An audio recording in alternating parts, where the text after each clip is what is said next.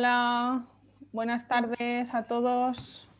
Hola, hola Hola, Eva. hola, Hola. Pedro. Mira, bueno, ya os acabo de presentar a los otros dos profesores, a Pedro Pitach, que es el que está hablando ahora mismo, Buenas, y encantado. a Silvia Colmenares, que si habla se Hola. pondrá en primer plano. Hola, ¿qué tal? Mira, pues a Silvia no sé por qué no te pones así la No, primera. no me pongo en primer plano, bueno, No, no pasa ahora nada. sí, ahora sí, ahora sí. Así que nada, bueno, os presento ahora, bueno, les voy a presentar formalmente a Néstor y a Francisco, que son codirectores de Art House Madrid, que son, bueno, responsables de la Neomudéjar y de espacios como la Neomudéjar aquí en Madrid o Zapadores. Lo primero, daros las gracias a los dos por haber aceptado la invitación y por dejarnos compartir con vosotros, ya que no podemos acudir con todos los estudiantes a ver y a visitar vuestros espacios. Es, bueno, pues agradeceros que hayáis venido hoy a contarnos un poquito sobre lo que hacéis, cómo trabajáis con los espacios ¿no? que os apropiáis, ¿no? Que son parte del patrimonio industrial de la ciudad de Madrid y sobre todo también, bueno, pues darnos un poquito de vuestro tiempo. Así que muchísimas gracias a Néstor y a Francisco. Sin más, si os parece, para no quitar mucho tiempo, les voy a presentar formalmente y directamente les paso la palabra. Quiero recordar a los estudiantes que tenemos el chat disponible para, durante la conferencia de Néstor y de Francisco, poder ir escribiendo todas las preguntas, pero que, bueno, nuestra intención es que al final podamos hacer como establecer un diálogo y unas preguntas más directas, pero bueno, que si se os van ocurriendo preguntas sobre la marcha las podemos ir registrando en el chat y luego las vamos recogiendo al final. Vale, bueno, pues os voy a presentar, si no os parece mal, Néstor y Francisco. Bueno, Francisco Brives es codirector de la red Art House Spain, es gestor y comisario además. Ha cursado un máster en contenidos y ventas audiovisuales internacionales y actualmente es el codirector del Museo de Centro de Artes de Vanguardia La Neomudéjar y de Museo Siglo XXI Zapadores Ciudad del Arte. Es además redactor de la revista Quadrats, especializada en videoarte, es cineasta y poeta y colabora en distintos medios editoriales con artículos, notas de prensa y textos curatoriales sobre artistas vivos. Muchas gracias, Francisco. Hola. Muchas gracias a vosotros. Y ahora voy a presentar a Néstor Prieto. Néstor Prieto también es codirector de la red Art House Spain y de sus respectivos centros y está especializado en nuevos medios, además que en 2012 crea el Festival de Videoarte IBAM, que se desarrolla en las sedes de la red en España y también itinera anualmente fuera de España. Como comisario, además de formar parte del equipo curatorial de la red, ha desarrollado exposiciones de nuevos medios y género en espacios como Matadero Madrid, Diversiart en Los Ángeles, Iván Montour en Arte Alameda México, Videoarte y Arquitectura en el Sushev Museum Moscú, etc. Durante el próximo mes de agosto comisaría por segundo año la participación de la Neomudéjar como museo invitado en el LA Art Show en Los Ángeles. Muchas gracias, Néstor, y bienvenido también. Así que nada, os cedemos la palabra para que podamos conoceros un poquito mejor. Muchas gracias. Gracias a ti. Bueno, en principio voy a compartir pantalla para presentar un poquito brevemente los espacios y la historia de los mismos. Aunque hoy nos vamos a centrar sobre todo en la Neomudéjar, porque es el espacio que lastra un peso histórico como espacio de arqueología industrial más grande, pero sí que queríamos hablar un poquito de la red. La red Art House Spain es una red que comprende 4 espacios, 3 de ellos están abiertos actualmente, 2 de ellos, el Museo de la Neomudéjar, que está en Atocha, y Zapadores Ciudad del Arte, que está en Fuencarral.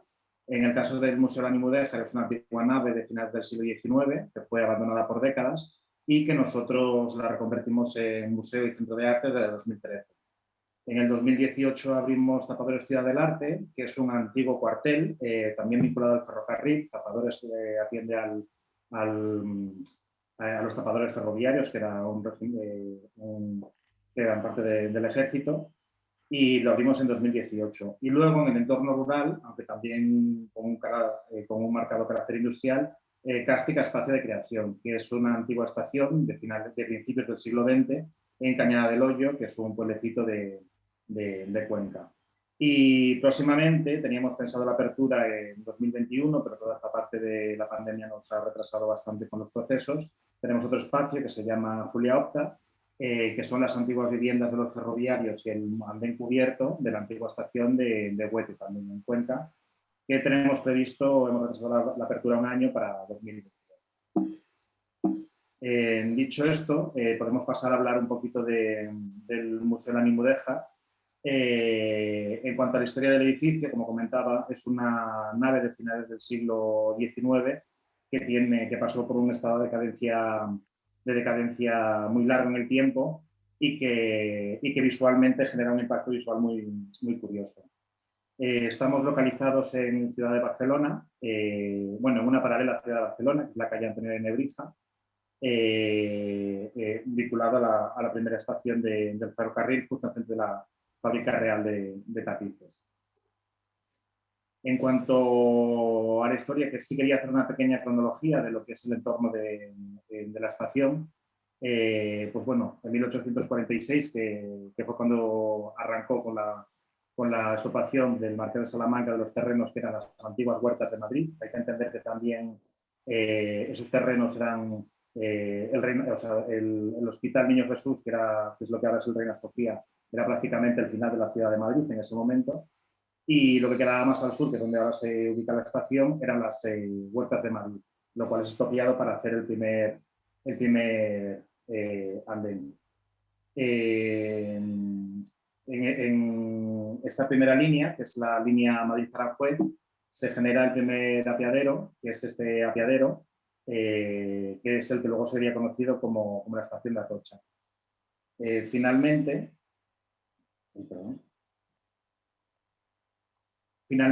se construye la parte de la estación francesa, que es lo que luego fue llamado la estación de mediodía, que se puso justo en la cabecera del apeadero. Y eso fue en 892. Y luego, en el 889-892, cuando se data la construcción de la Nimudeja. No hay una fecha clara con respecto a la construcción del edificio, ya que el primer plano conocido que existe es el de 1906, cuando se levanta la segunda altura, perdón. Como podéis ver en esa fotografía, se ve una segunda altura, que no es original de la primera construcción, que además está construida con todo materiales ferroviarios, con carriles de tren y demás. Y existe una cuestión que es muy curiosa, que es un concepto que con arquitectos que han estado trabajando sobre el espacio, nos resultó muy curioso el concepto de la ojimetría, que es algo que nos hizo nos generó mucha curiosidad, porque esta segunda altura posiblemente fuera levantada por los propios ferroviarios y todas las distancias que a priori parecen equidistantes entre ellas, tienen bastantes desfases de centímetros y demás.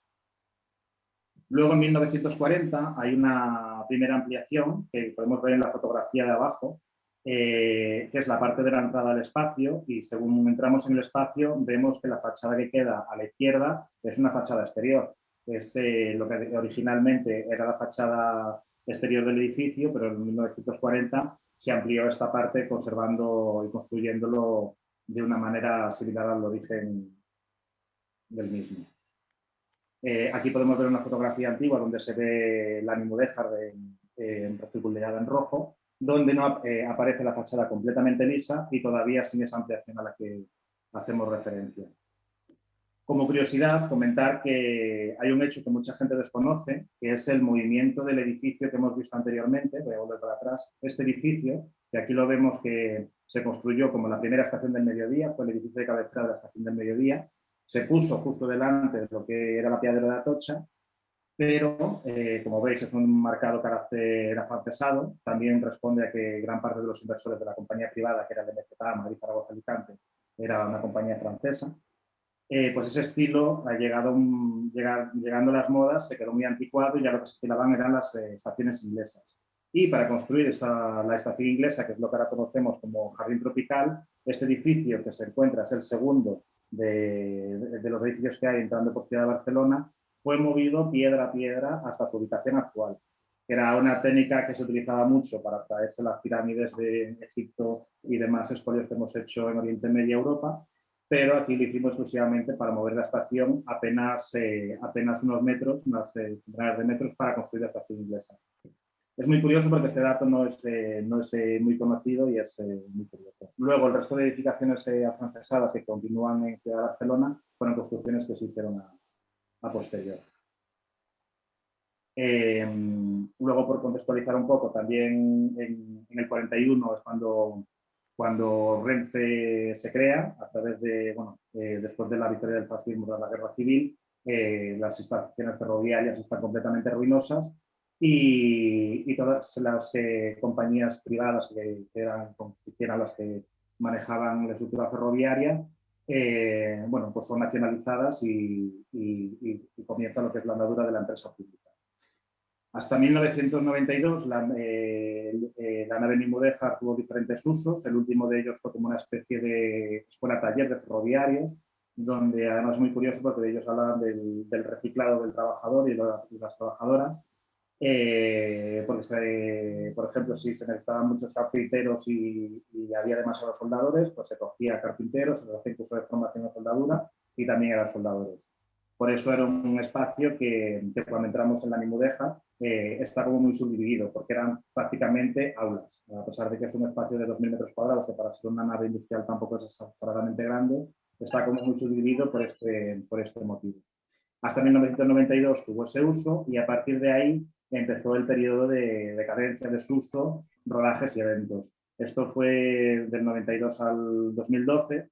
En todo ese tiempo se utilizó exclusivamente como almacenaje de materiales, no se hizo ningún tipo de atención a la propia estructura. Es una estructura que además tiene tejado en diente de sierra, o sea que todas las vertientes de agua vienen hacia adentro, con todas las complicaciones que eso supone en el momento que se deja de atender a las limpiezas de canalones. Bueno, pues son estructuras que necesitan muchísimo mantenimiento y que después de décadas de no haberse hecho ese mantenimiento, pues generó toda la decadencia del mismo. Además, durante este tiempo también fue utilizada para rodajes y eventos, ya que la propiedad lo utilizaba mucho como recurso para explotar el espacio.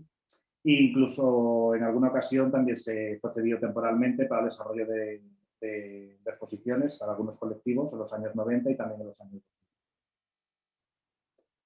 Y luego llegamos a 2012, que es cuando realmente alquilamos el espacio.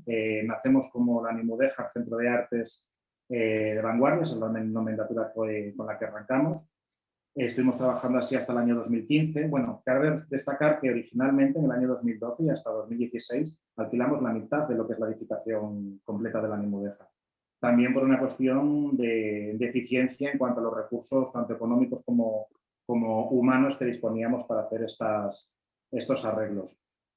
Alquilamos en principio la parte que podríamos acometer con la idea de en un futuro poder ir acometiendo el resto de obras en el resto del edificio.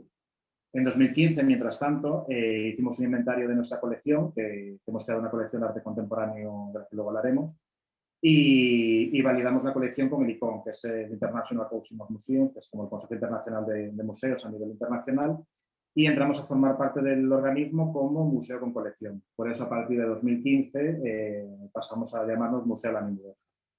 En el año 2016, como comentaba, alquilamos la parte del espacio que todavía no teníamos alquilada, donde se encuentra la nave generador, que es lo podéis ver en esa fotografía, es el antiguo generador de luz eléctrica de la estación de Atocha de finales del siglo XIX. Hablamos de una reliquia industrial maravillosa, completamente decadente, monstruosa, es una verdadera maravilla. Esa sala tiene 400 metros cuadrados y básicamente 200 metros cuadrados los ocupa el propio generador, que además no tiene ningún tipo de protección de patrimonio, a pesar de que estamos desde hace años peleando por ello. En el año 2019 comenzamos en la inspección de la ITE. En ese momento tuvimos que acometer unas obras que eran de cierta urgencia y ahora estamos acometiendo las obras que no eran de urgencia para conseguir la ITE favorable del edificio. Y como destacar algo en el año 2021 y lo que viene siendo lo que será la nueva normalidad, sí que hicimos una reflexión sobre nuestro espacio, comparándolo con otros espacios más conocidos de la ciudad. Y sí que nos hemos dado cuenta de que, lejos de perder visitantes durante este tiempo, hemos notado incluso un crecimiento de los mismos.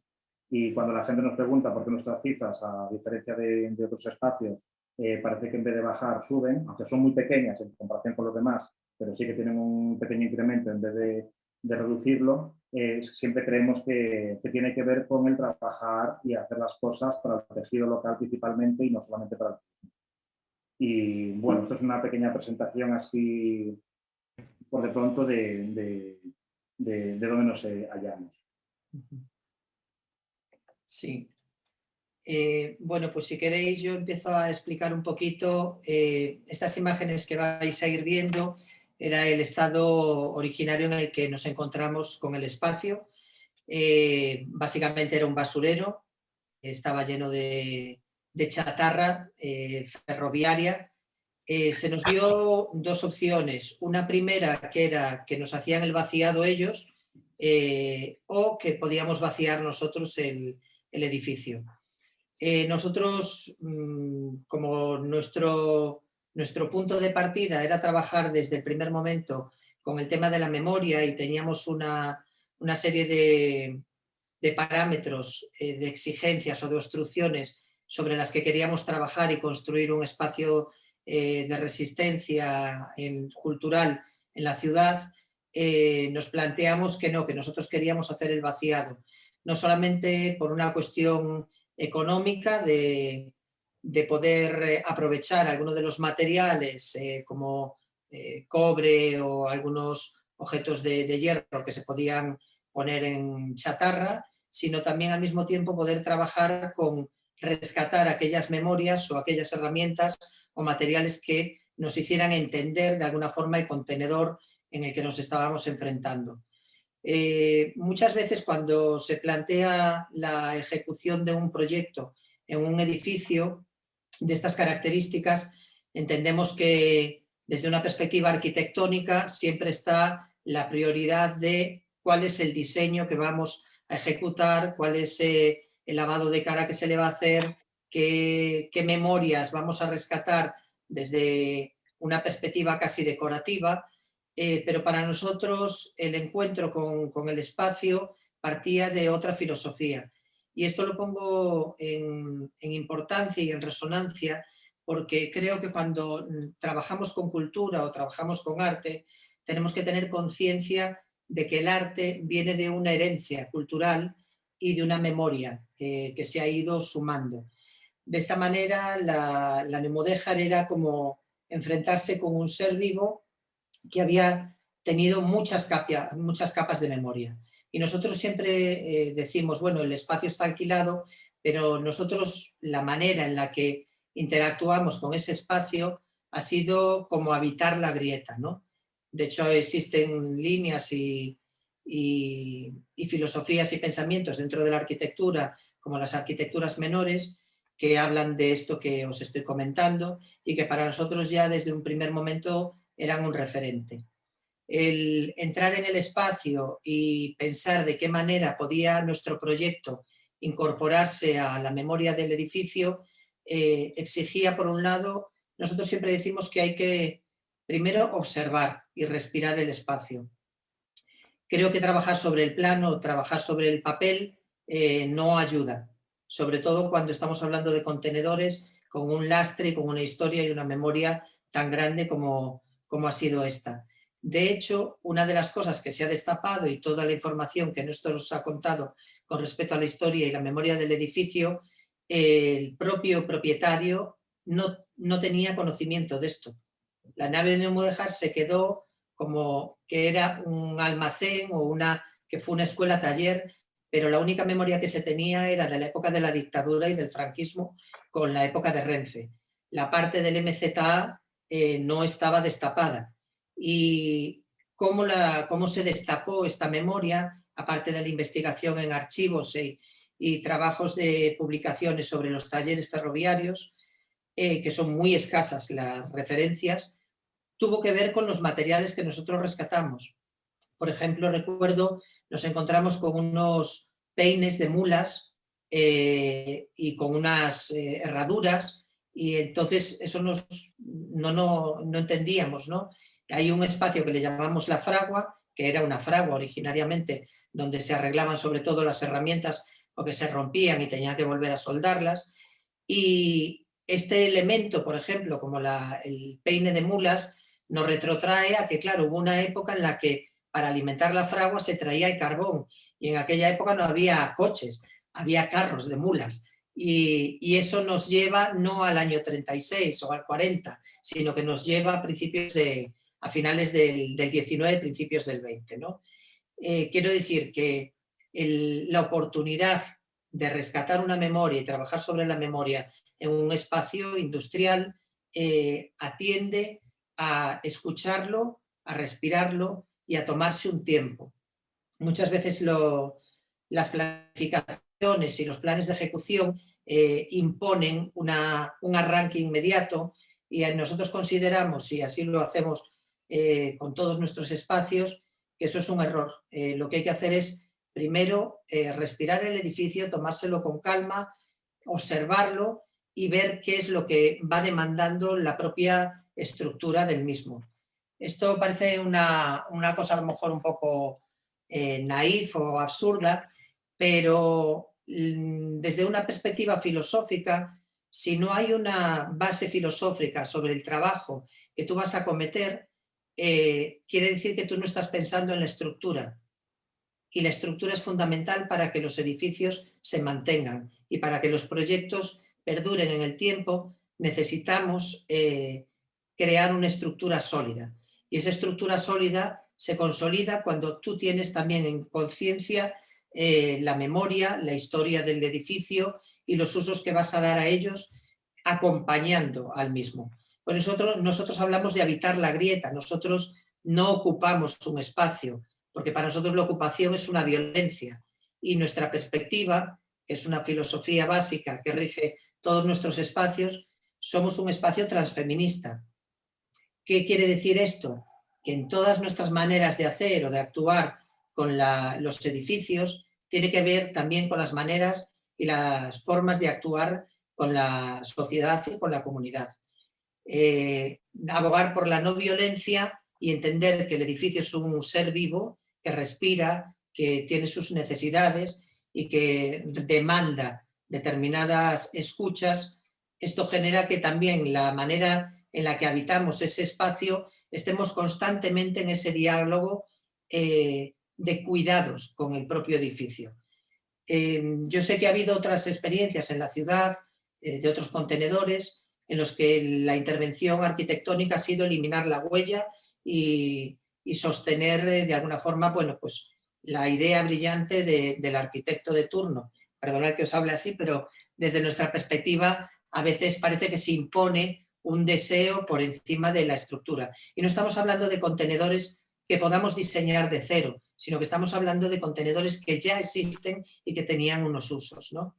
En ese sentido, los contenedores que todos conocéis, el periodo de decadencia o de mantener una memoria desaparece inmediatamente al año, año y medio, y se están instalando paneles de pladur, paredes falsas, y nosotros desde el primer momento hemos querido entender la Neumodéjar como una especie de cápsula del tiempo, que la misma experiencia que nosotros tuvimos cuando entramos en el edificio pueda tenerlo ahora el visitante. Y para eso exige que tú respetes el edificio y no lo afectes o no lo alteres más allá. Recuerdo cuando tuvimos que hacer la rehabilitación con respecto a la ITE, echamos mano del máster de patologías de edificio, precisamente de la Politécnica. Vinieron los estudiantes y les explicamos de qué manera entendíamos nosotros este edificio. Como veis ahora, por ejemplo, en este vídeo, el edificio estaba totalmente... O sea, hay veces que llovía más dentro que fuera. Y nosotros decíamos, bueno, solucionemos la patología, pero no eliminemos la huella. Porque la huella es lo que a nosotros nos consolida como un proyecto diferencial. y no solamente desde una perspectiva ya filosófica, sino incluso desde una perspectiva práctica y económica. Para nosotros, la singularidad del edificio y la fotografía que el edificio permite favorece que tengamos, por ejemplo, rodajes que nos dan un sostenimiento económico al proyecto que de otra manera, si hubiéramos hecho un lavado de cara, pues hubiera desaparecido, ¿no? Pues muchas veces en rodajes, si habéis visto en la memoria, pues se necesita para cinematográficamente, es un espacio que funciona muy bien, pero desde ese lenguaje de la decadencia, ¿no? Sí, y luego también por apuntar algo que estábamos hablando anteriormente, nosotros a nivel de programación siempre trabajamos, pues, como Francisco ha dicho, con la memoria y demás, y antes hablábamos de si los contenedores blancos como espacio neutro. Bueno, yo ahí discrepo completamente, porque creo que pocos espacios que están tan cargados de discurso y de carga de peso conceptual como el cubo blanco. De hecho, toda la historia del arte contemporáneo se puede reducir al cubo blanco. En nuestro caso, precisamente trabajamos con este tipo de edificaciones que ya de por sí el espacio también tiene un discurso, ¿no? Y también los artistas tienen que trabajar y hacer un diálogo, ¿no? entre la obra y el espacio. Este vídeo que acabamos de ver anteriormente es un vídeo pequeñito que hicimos ya en el año 2013. Fueron de las primeras acciones que hicimos en el espacio, incluso antes de estar abiertos al público, el vídeo de 2012, incluso antes de estar abiertos a público, y pusimos directamente tanto a nosotros como a creadores y creadoras, a gente de parkour, a caminar y recorrer el espacio, a saltarlo, a ver las posibilidades, ¿no? Y a ver desde qué lugares podíamos ejecutar cualquiera de las acciones, porque también teníamos muy claro que es un espacio con mucha memoria, con mucha trayectoria, y cualquier intervención no reversible que hiciéramos sobre el mismo, pues es eso, es no reversible. Entonces queríamos reflexionar mucho sobre cualquier acción que quisiéramos hacer sobre el mismo. Con respecto a cómo los artistas y las artistas tienen que trabajar específicamente con el contenedor, pues efectivamente aquí vamos a ver algunos ejemplos. Bueno, pues como esta obra de Fabrice Staunin, o diferentes instalaciones que se han ido haciendo en el espacio. Como veis, aquí podéis ver directamente las proyecciones directamente sobre las paredes, aquí, bueno, suspendiendo directamente de elementos existentes en el espacio como tal. Porque claro, estas imágenes que estáis viendo son imágenes que pueden ser de 2012 o pueden ser de ayer. Porque yo creo que una de las cosas que ya apuntaba antes Francisco, una de las cosas que más trabajo nos ha costado incluso hacer entender a las propias artistas y los propios artistas es entender la Ninmudéjar como esa cajita de música, ¿no? Como ese espacio casi sacro, ¿no? Con toda esa memoria, con todas esas texturas que hemos mantenido durante 10 años. No siempre es sencillo, ¿no? Y eso se ha conseguido pues a través de buscar fórmulas de cómo colocar la obra, de cómo enfrentar los artistas la obra en el espacio. Quiero decir, normalmente no se cuelga directamente de las paredes, sino que, por ejemplo, podemos ver una obra de Antonio Alvarado que va con arduinos y demás, que está suspendido con cadenas de un elemento, un soporte que ya existía y que posiblemente lleve 100 años colgado de esa pared, ¿no? O bueno, aquí en una de las casetas exteriores, que es una edificación menor en los aledaños de la Ninmudéjar, donde Alice Pasquini hace una intervención, pero dialogando con el propio entorno, no siendo algo demasiado agresivo. Es como muchas veces muchos artistas nos dicen que vienen como a colocar un jarrón con rosas en un espacio que ya es bello de por sí, ¿no? Bueno, aquí algunas de las instalaciones y bueno. Esto, por ejemplo, es una instalación mucho más reciente. Esto es de Rafael Peñalver y esta exposición se ha podido ver, bueno, justo cuando comenzaba el confinamiento.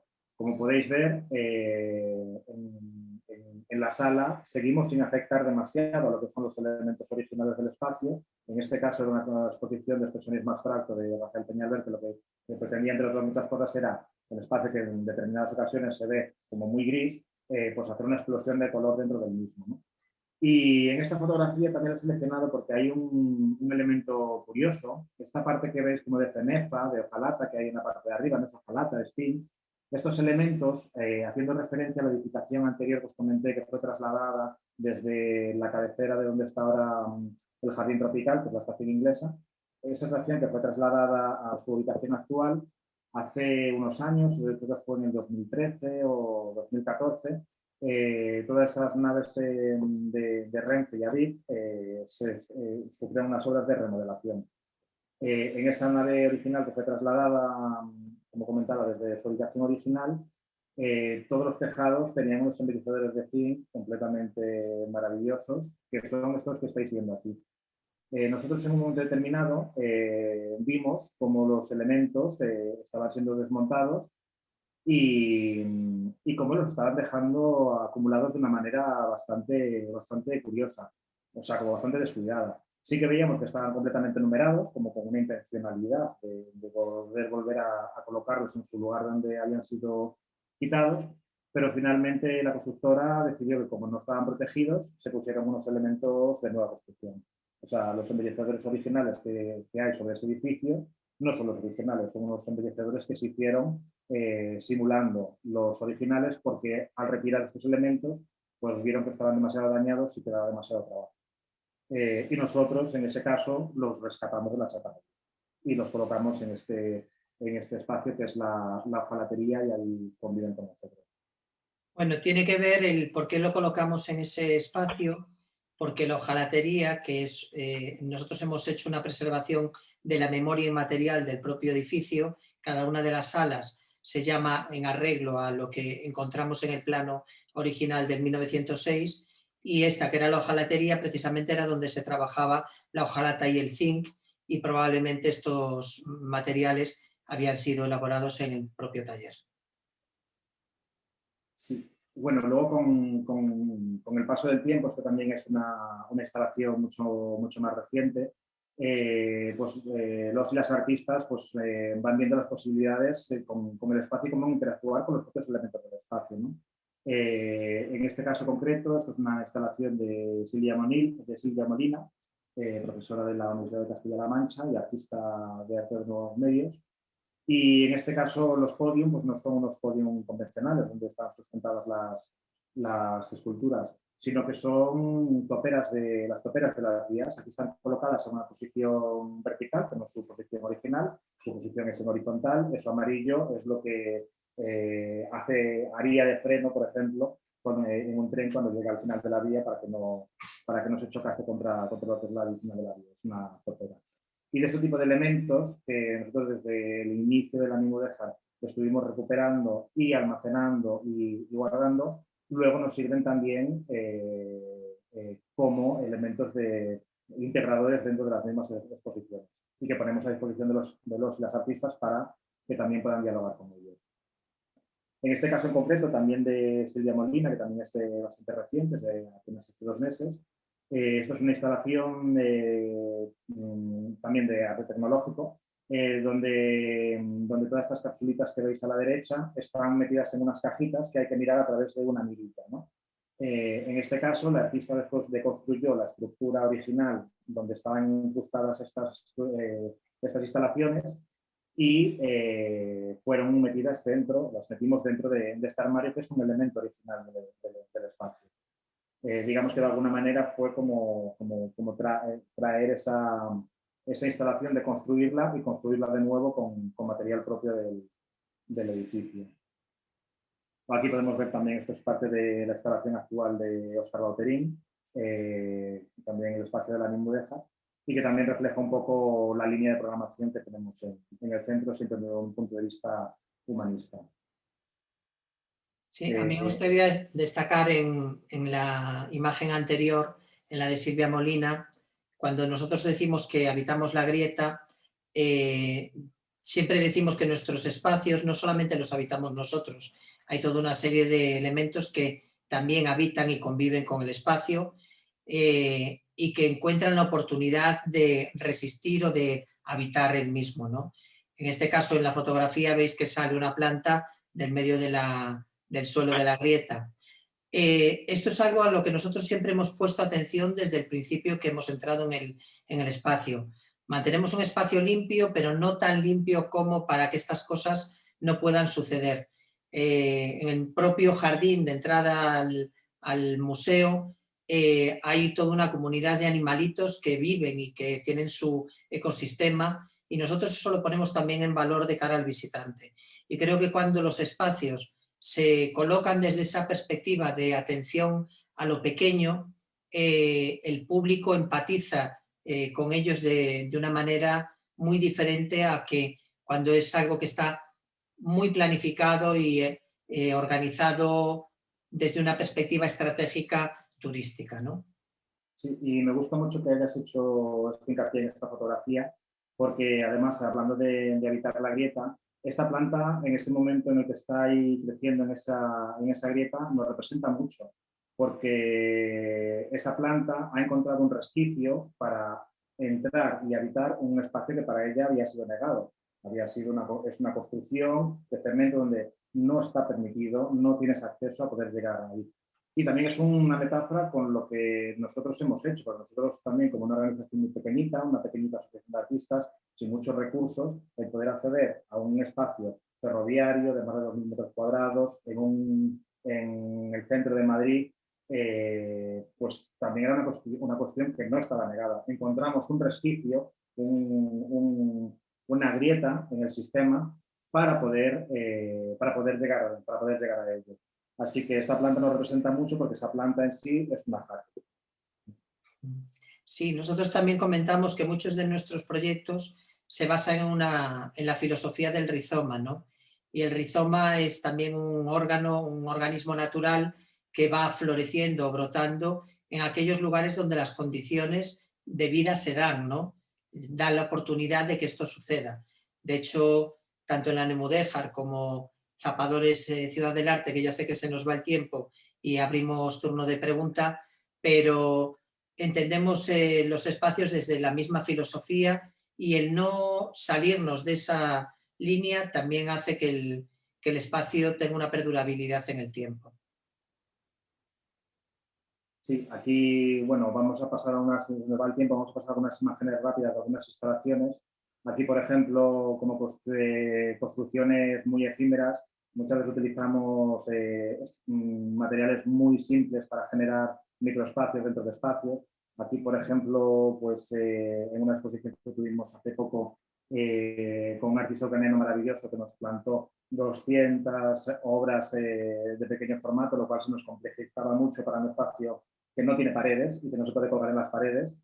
Y en este caso, pues con elementos sencillos como el plástico de embalar, utilizamos una especie de falsa paredes, también no de arriba abajo, sino simplemente en el espacio necesario para remarcar lo que son las obras, como siempre intentando dialogar también por nuestra parte el no esconder demasiado el espacio, porque nosotros presumimos de nuestro espacio. Entonces siempre está esta dicotomía de cómo conseguir más paredes sin ocultar el espacio. Luego aquí también las capas sobre capas. Como podéis ver, esto es la parte de la librería donde se ve, bueno, pues un poco elementos que tienen que ver con el siglo XX, con el siglo XXI, o la propia construcción de la entrada a la librería, que es esa carpintería maravillosa de finales del XIX. Bueno, algunas de las instalaciones en el espacio. Esto también es muy curioso, es la parte de residencias que tenemos en la parte de arriba, que además están hechas prácticamente respetando un poco la visión de los talleres del París de finales del siglo XIX y principios del XX, grandes lucernarios de cristal y espacios muy, muy amplios. Bueno, esta es una imagen del espacio en vacío. Esta es una imagen que muy poca gente ve, el espacio completamente en vacío. Estas son imágenes más recientes.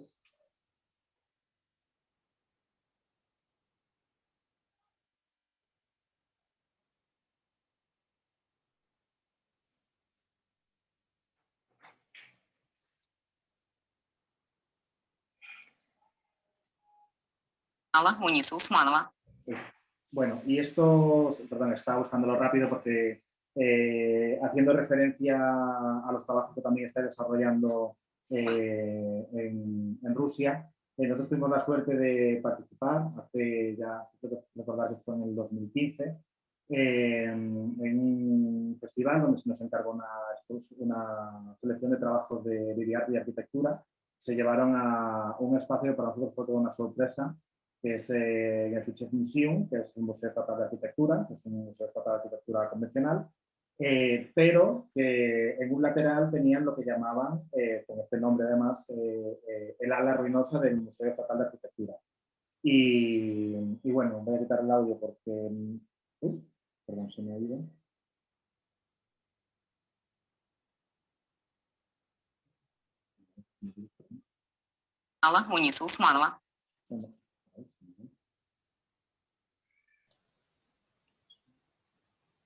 Puedes dejar el audio si quieres, Néstor, ¿Sí? que sí. Okay. Bueno, más que nada lo que me interesaba es que como Истории в картинках, короткие и длинные, понятные не очень, как будто... Vale, le voy a dejar el audio porque si no se me va, ¿vale? Vale, vale. Истории в картинках, короткие и длинные, понятные не очень, как будто случайно подсмотренные сцены из чужой жизни. Мир видеоарта, где вместо кисти камеры и нет никаких правил. Главная тема – пространство, которое мы выбираем. И тут нет ограничений. Физическое, временное, религиозное или личное. Художник решает сам.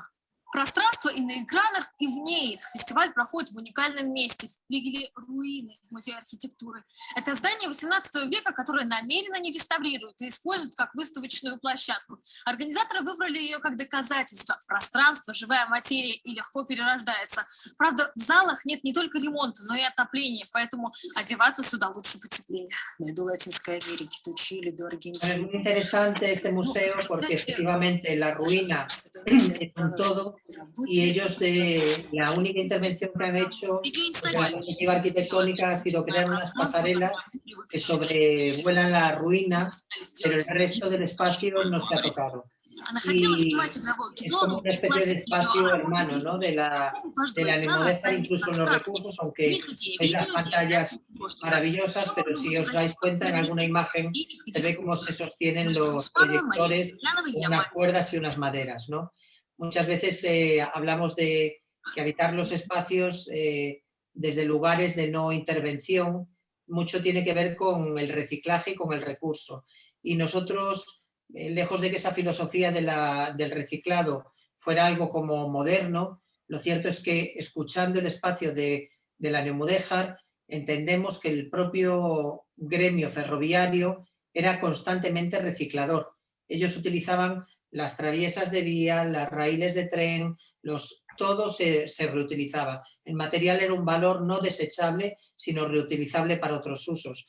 Y desde esa perspectiva, que bueno, desde el teatro también se hace, ¿no? La desconceptualización del objeto, pues también nos permite una nueva oportunidad de habitar o de vivir los espacios desde otros lugares. No queremos robar más tiempo porque yo creo que ya vamos como... No os preocupéis, si queréis, no sé, o sea, creo que os queda un vídeo, ¿no, Néstor? Sí, bueno, es que quedan como bastantes cosas. A lo mejor sí que podríamos hablar un poco también de la parte de la internacionalización del espacio, que sí que es algo que para nosotros llevamos sobre todo varios años poniendo especial atención. Pues desde la Nemudéjar y desde la red de espacios sí que generamos redes internacionales, y en los últimos años pues hemos estado, pues evidentemente, como comentaba, en el Art Show, en la Feria de Arte Contemporáneo de Los Ángeles. Tenemos convenios con universidades no solamente en España, sino por ejemplo con la ULAB, con la Universidad de las Américas de Puebla, donde todos los años alumnos de Bellas Artes de la ULAB vienen a hacer las prácticas en la Nemudéjar. En el Museo de Arte y Diseño Contemporáneo, donde por ejemplo ahora mismo tenemos una exposición de una artista española especialista en nuevos medios, que es Ana Marcos. La Galería Nacional también de Costa Rica, donde llevaremos una exposición de uno de los pioneros del arte electrónico en España, que es Antonio Alvarado. Y bueno, como curiosidades, formamos parte también de la red de Mercociudades Mercosur. Fuimos la primera entidad civil que formó parte del Foro Iberoamericano de Políticas Culturales, que se desarrolló en Quilmes, en Argentina, en el año 2012. Y colaboramos con lugares tan dispares dentro de la parte de arte de los nuevos medios, como el Festival Abaz en Addis Abeba, en Etiopía. Fuimos festival invitado en la primera edición del festival, que se desarrolló en Addis Abeba en el año 2014, y luego les trajimos aquí.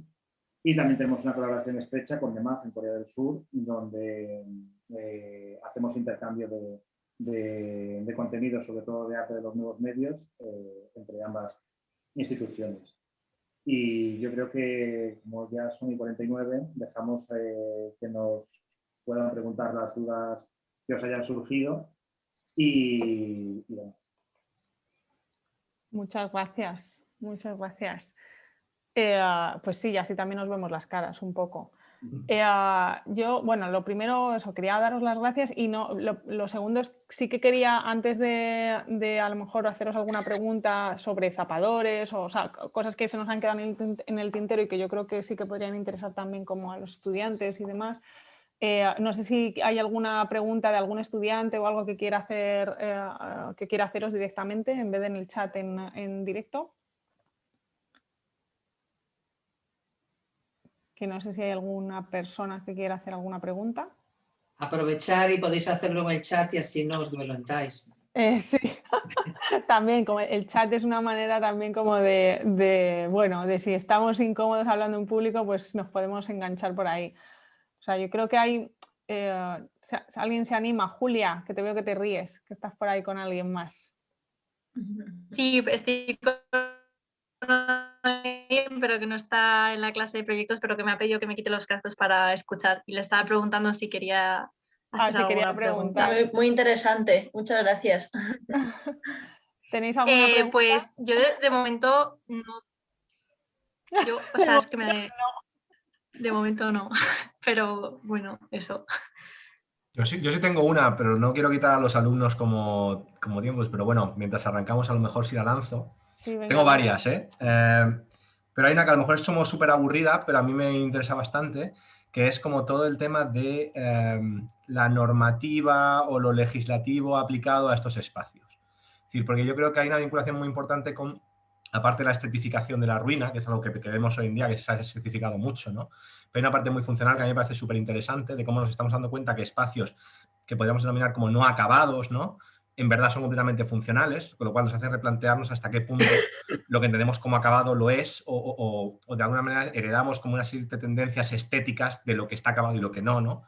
Y entonces sí que me preocupa la limitación esta como normativa, ¿no? Es decir, y que creo que va vinculada también con determinados usos. Es decir, a mí una pregunta que me sale mucho es qué otro tipo de usos, más allá del espacio de temas de residencias artísticas, como por ejemplo, no solamente el caso de Zapadores en Almudéjar, pero como puede ser con Matadero, ¿no?, otras instituciones aquí en Madrid que se han reutilizado, ¿no?, y se ha utilizado un espacio como, digamos, no totalmente como dotificado, pero que funciona bien.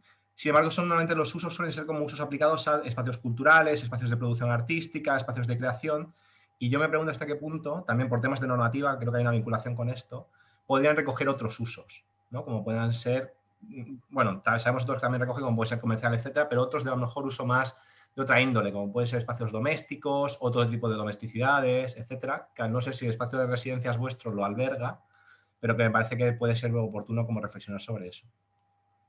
Sí, realmente la dinámica de lo legislativo, yo creo que también depende no solamente de lo que la ley marca, sino de la batalla que tú quieras plantarle ante la administración.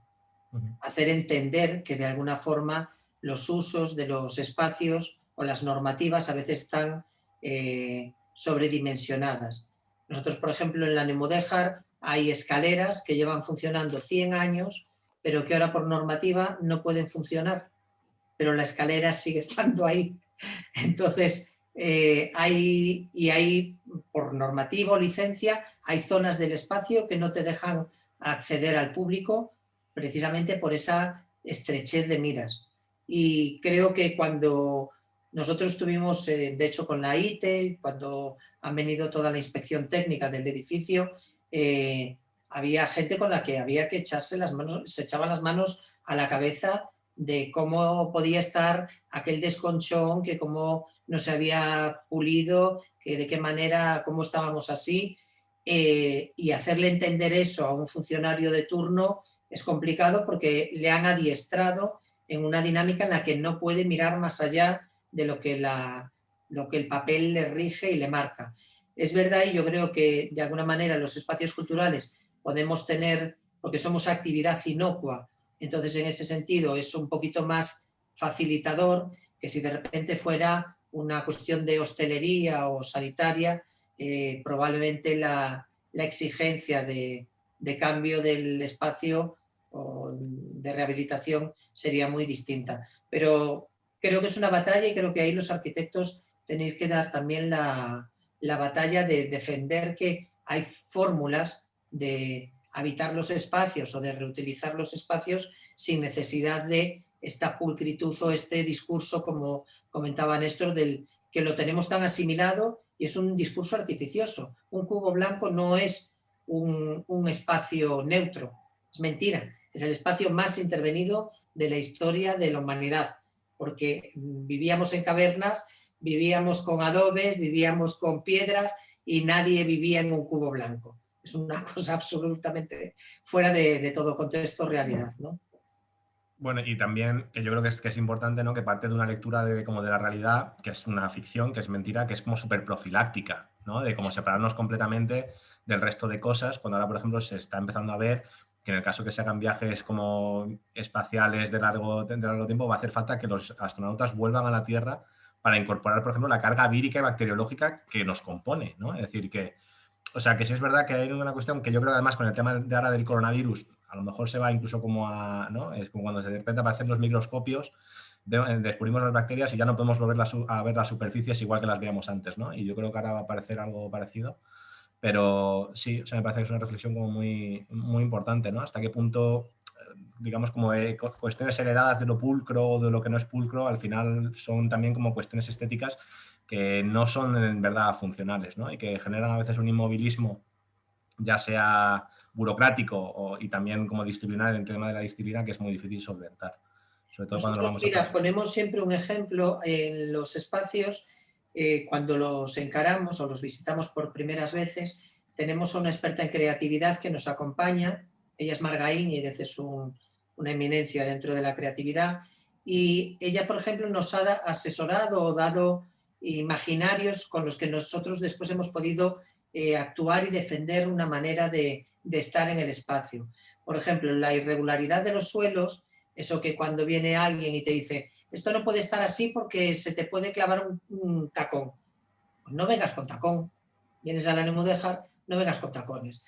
Porque a lo mejor esa irregularidad del suelo facilita la creatividad y nosotros somos un espacio de creación.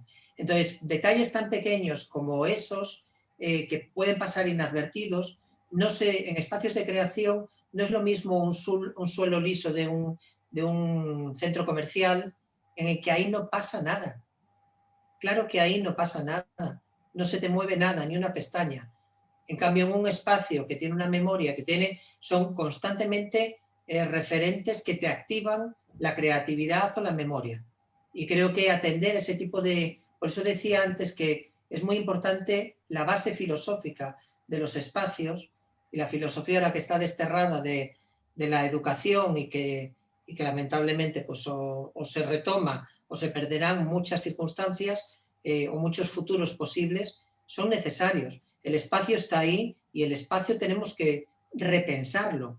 Habrá que desactivar la manera que vamos a tener un espacio militarizado con agencias espaciales militares o vamos a tener un espacio de libertad y de disfrute para la humanidad.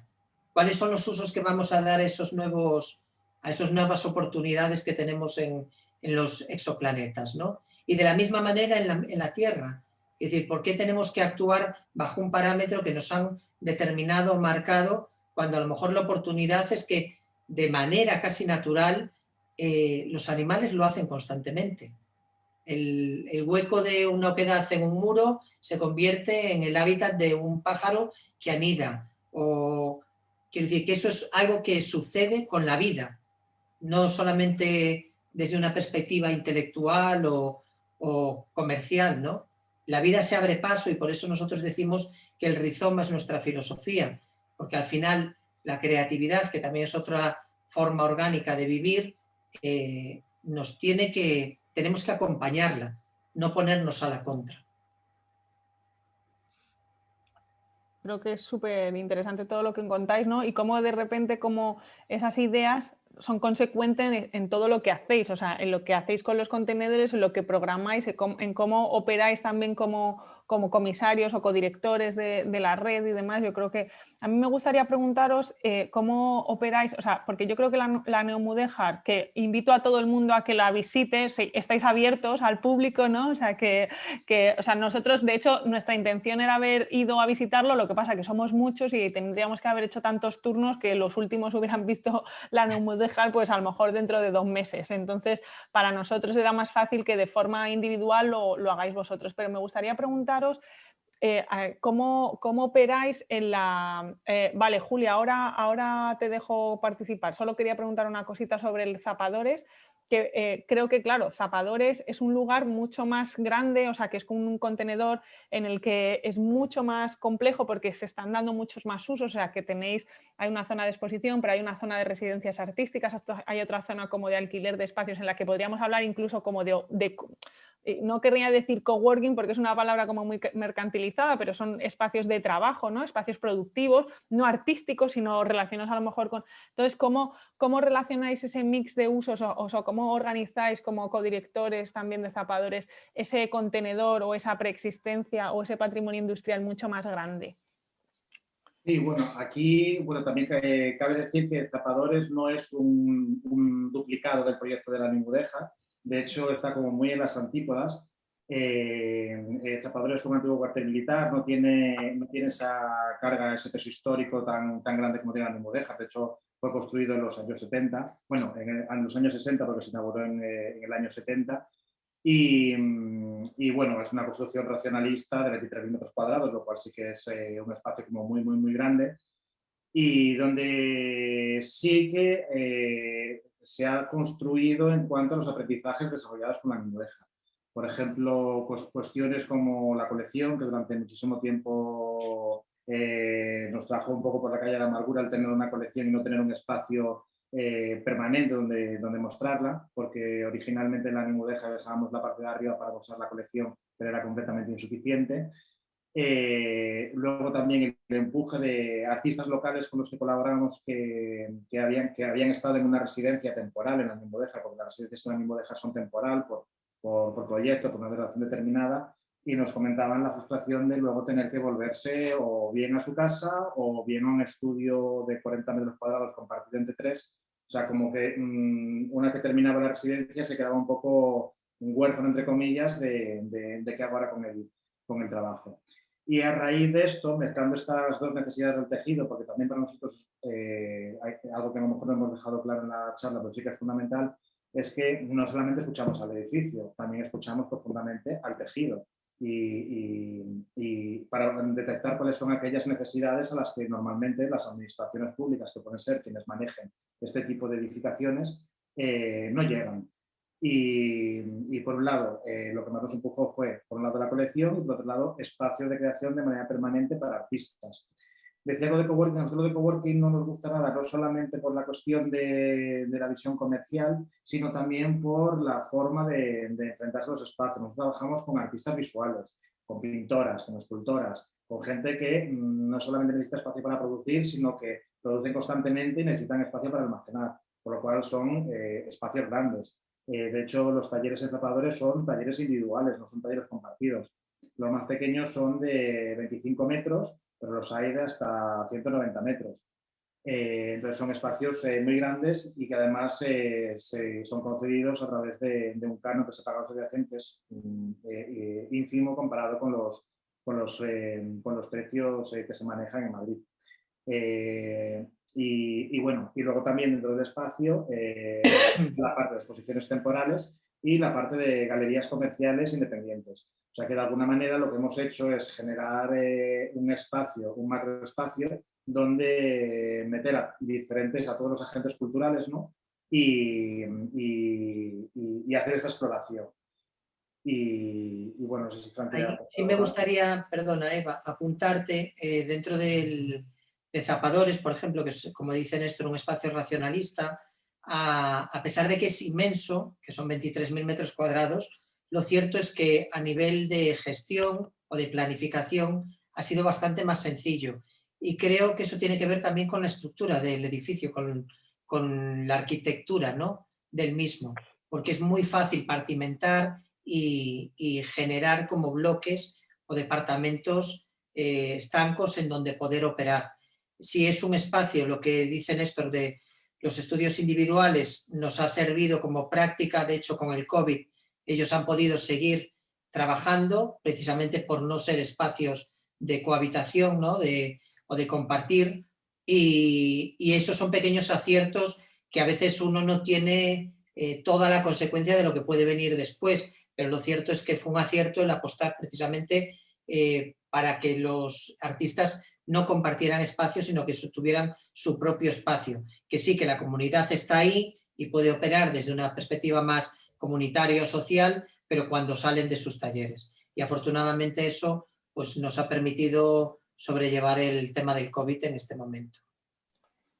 Muchas gracias, Julia. Y contigo cerramos. Yo quería como hacer un poco la reflexión de este tipo de proyectos que ofrecéis para intervenir el espacio. ¿Cómo es la propuesta? ¿Es un texto? ¿Tiene dibujos? ¿Tiene planos? Porque siento como que desde arquitectura, que se supone que trabajamos el espacio, al final siempre nuestra manera de proponer esa intervención es a través de un plano, y vosotras antes hablabais como de trabajar con el residuo que os encontrabais ahí. Entonces, no sé eso, cómo de compatible es con el tipo de formatos que en la universidad como que acostumbramos a trabajar. Bueno, es como una reflexión abierta, pregunta, no sé. Sí, hay un caso muy concreto que antes han hecho referencia con los alumnos del máster de patologías de la Politécnica, de hecho. Hicieron un estudio patológico sobre el espacio y luego una propuesta de intervención, bueno, como proyecto de fin de máster. En la propuesta que ellos hicieron fue adaptarse un poco a estas necesidades un poco rocambolescas, ¿no?, que proponemos Fran y yo, que es eliminar la patología, no borrar la huella, y claro, ellos venían pues, para que poner calefacción, ya como no puedes tocar el suelo o puedes tocar las paredes, entonces generaban estos conflictos que creo que son los que tú puedes estar haciendo referencia. Se hizo un levantamiento de planos nuevo. Nosotros tenemos un levantamiento de planos que se hizo a través de este máster, que no es el que los planos que nos facilitaron originalmente porque eran muy deficientes en cuanto a información, o sea que fueron los propios arquitectos quienes levantaron esos planos para hacer la intervención. Y cuando propusieron la lectura del fin de máster, las personas encargadas del máster quisieron de alguna manera entender quiénes eran los marcianos que estaban detrás de esa propuesta rocambolesca de gastarse 2 millones de euros en la rehabilitación de un edificio sin que se note que se haya remodelado nada. Y de hecho nos invitaron precisamente a la presentación y la lectura del máster para que habláramos un poco, para que vieran que había realmente un proyecto que existía y que había unas personas loquitas detrás que tenían esa visión, ¿no?, sobre el espacio. Y bueno, no sé si he respondido bien a tu pregunta. Yo creo, solo un apunte y para cerrar, creo que la limitación o que a ti te hayan dado una técnica o una hoja de ruta de cómo tienes que operar no quita a que puedas cumplir con la técnica por un lado, pero con la creatividad por otro.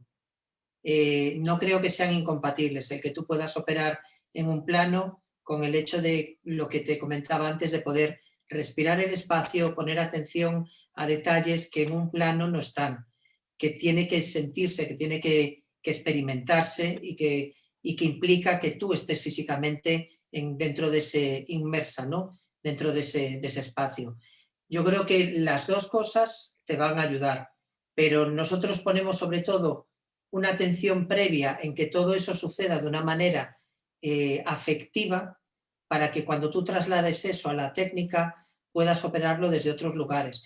Y también establecer las prioridades, porque todo el mundo cuando llega a la Nemudéjar dice, es que hace un frío enorme. Sí, vale, el mismo que hace en la calle. Y yo en la calle no me planteo que me tengo que llevar un sistema de calefacción para poder habitar en la calle. Entonces, si tú vas a estar, hombre, yo estoy 8 horas o 10 horas trabajando, pero puedo concentrar eso en un espacio habitacional donde yo pueda sostener ese tiempo. Pero un visitante no necesita ni un suelo pulido ni un aire acondicionado 24 horas al día derrochando gasto eléctrico y contaminando, ¿no? Entonces creo que también hay cosas que hay que repensar porque la normativa te obliga a una serie de cuestiones que no son del todo reales, porque la opera en el mismo parámetro en Madrid que en Canarias, que en Costa Rica, que en Nueva York. Y lógicamente la climatología cambia radicalmente y cambia la manera en la que estamos y habitamos los territorios. Entonces es absurdo poner una normativa universal cuando la universalidad es multifacética, ¿no? Y multidisciplinar. Bueno, o entender que solamente hay una manera, ¿no? de aclimatar los espacios y que es la normativa es la que se tiene que seguir, ¿no? Pero vaya, por este comentario que acabas de decir, hay una pareja que les han dado hace poco un Prisker, ¿eh? De Sí, que hay que sí. pensarlos cómo aclimatamos los espacios. Yo lo que sí, también en referencia a si me perdonáis, que ya sé que os estoy robando un poco de vuestro tiempo, en referencia a la pregunta que hace también Julia, a mí esto me interesa porque yo estoy seguro que vosotros tenéis documentos de arquitectura de los espacios. Igual que, ¿no? Y que al final, pero que entendéis que son, o bien lo habéis visto desde un punto de vista como puramente legislativo, es decir, que es una serie de documentos que tenéis que entregar para pasar una normativa o para cumplir algo, pero que en verdad luego el cómo percibéis vosotros el proyecto era más una cuestión como mucho más material, mucho más in situ, mucho más en desarrollo como en el momento, ¿no? Y en verdad hay arquitectos, a lo mejor más reconocidos como arquitectos, que hacen esto. Es decir, y tenemos claros ejemplos, ¿no? Como Guillermo Santomá, no veréis un plano de Guillermo Santomá. Y os aseguro que hay documentos de las obras que hace, ¿no? O Arquitectura G, por ejemplo, que además son como súper arquitectos de hacer Airbnbs, súper bonitos, eso sí, pero Airbnbs, pues hasta que han publicado hace poco un libro, no se había visto en ninguna de sus... Era muy difícil de sus plantas. Al final todos sus proyectos enseñan desde la materialidad del acabado, de la obra, etcétera. Es decir, que esto tiene que ver con esto que decía Federico al principio también de curso, de que al final la arquitectura de alguna manera ha entendido que los documentos pueden convertirse en parte de esa arquitectura como tal, ¿no? Y que hay arquitectos que recuperan esos documentos no solamente como un medio a desarrollar una pieza arquitectónica física, sino que ese medio, ese documento se convierte también en parte de la arquitectura, ¿no? Y hay arquitectos que sus documentos no son solamente piezas de normativa para conseguir algo, sino que es parte de su propuesta, ¿no? Y otros, sin embargo, que eso lo relegan un poco más a una parte como trasera o secundaria, únicamente para conseguir un fin, que es lo puramente físico, ¿no? Y a mí me parece que todos son como factibles y, ¿no? Y cada uno tiene como que apostar por lo que quiera acabar. Claro, Eduardo, de hecho, por ejemplo, nosotros en el arte tienes un Caravaggio que no bocetaba y pintaba directamente sobre el lienzo y otros que necesitaban hacer ese estudio previo o esa anotación. Yo creo que es lo que dices tú, no son incompatibles. Pero sí es cierto que, por ejemplo, en la Nemudéjar, lo que nosotros sí tenemos constatado es que el edificio existía antes de tener un plano. Y eso era un hábito, al menos en lo ferroviario, de tradición histórica, porque operaban como un gobierno aparte. Entonces, hasta que el ayuntamiento de turno no les exigía levantar el plano, a lo mejor la construcción llevaba 40 años realizada. ¿Me comprendes? Eso a nosotros nos ha perjudicado porque a la hora de la datación hemos tenido que tirar de otro tipo de huellas o de memorias para poder destaparla, pero siempre acaba uno encontrando de alguna forma una aproximación a la realidad, ¿no? Bueno, yo no sé, Julia, bueno, yo creo que lo vamos a dejar aquí porque no queremos robaros más tiempo. O sea, a mí me ha parecido súper interesante también ver cómo se puede acercar, ¿no? Y se puede operar con contenedores industriales o con el patrimonio industrial desde otro lugar completamente distinto a los imaginarios con los que operamos los arquitectos, que aún reconociendo como contenedores culturales, o sea, se han transformado en espacios, ¿no? O sea, como contenedores industriales se han transformado en espacios culturales, como podría ser Matadero, CaixaForum o incluso en Londres la Tate, o sea, como espacios como icónicos que, o sea, pero que no tienen nada que ver con lo que vosotros proponéis y que a mí me parece súper interesante también y muy contemporáneo también, entender cómo hay una comunidad, un ecosistema mucho más rico, que también, ¿no? Que el humano tampoco está en el centro, o sea, como hay otras cosas también, como que de repente cómo se atiende a los cuidados, como hay otras temporalidades también, o sea, que yo creo que es otro lugar desde donde podéis mirar los proyectos que estáis desarrollando en Moscú. O sea, que yo creo que me parece que tenéis un abanico muy amplio con el que trabajar y yo creo que esta también es una manera de trabajar y muy propositiva y podría ser muy propositiva también para vosotros. Lo único que simplemente tenéis que tomárosla en serio. O sea, que yo creo que cualquier statement o cualquier hipótesis desde la que partáis es muy válida siempre y cuando no la traiciones a la primera de turno. Y yo creo que vuestra posición para mí es muy valiosa porque desde cualquier lugar, ¿no? Entiendes cuál es la posición en la que os movéis. Y a mí me parece súper interesante. Así que muchísimas gracias por estar hoy aquí, por contarnos un poquito más sobre cómo os organizáis, cómo vivís, cómo habitáis estos espacios y nada, y esperamos poder visitaros súper pronto, la verdad. Así que muchísimas gracias, Néstor, Francisco, ha sido un placer. Y nada, al resto, abrimos micros y damos un aplauso, aunque ya sea muy tarde, porque nada, ha sido un placer, la verdad. Así que nada, muchísimas gracias a los dos y nosotros nos vemos mañana en clase. Así que hasta mañana a los demás. Muchas gracias a todos y de todas formas, si venís a visitarnos, que nosotros estamos a pie de taquilla, también somos accesibles, ¿vale? Muy bien. Muchas gracias. Muchas gracias. Muchas gracias. Pues nada, muchas gracias, Fran, Néstor, ha sido un placer. Gracias.